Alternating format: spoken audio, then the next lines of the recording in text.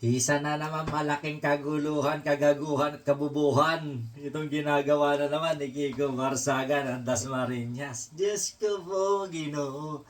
Amay mantakin mo, kabayan. Ha? Inihambing ang kanyang sarili kay pambansang bayani ng Pilipinas, Jose Rizal. Kiko Barsaga equals Jose Rizal. Sira ulo ba si Rizal? Ha? Sintu-sintu ba si Rizal? Walang hiya ba si Jose Rizal?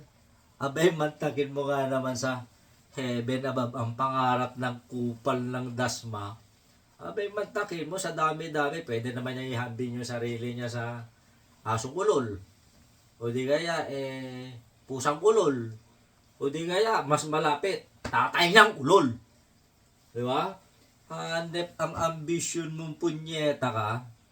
Ha? Sasalaulain mo yung sakripisyo at ginawa ng ating pambansang bayani. Mukha pa lang malayo na. Okay, kapogi-pogi ni Piping. Samantalang ikaw, Kiko, baliktarin mo yung pangalan mo, ang baho sa salita naming Ilocano. Oh, di ba? Kayo mga Ilocano, alam nyo yung sinasabi ko, ang panghi mo. Joke. Di ba? Ang lakas talaga ng arrive ng hayop na to, no? Jose Rizal, putang ina mo. Ni hindi ka nga nagagahibla ka sa katalinuhan ni Jose Rizal, tapos sabi mo, parang ikaw si Jose Rizal, tadyakan kita sa mukha eh. Oo, pwede kang magaya kay ano. Magaya kay Jose Rizal pag ako mismo bumaril sa likod mo. O gusto mo, humarap ka pa, tarantado. Lakas ng tao. Pagsabihan nyo nga yan, papadtrip ako. Maraming salamat!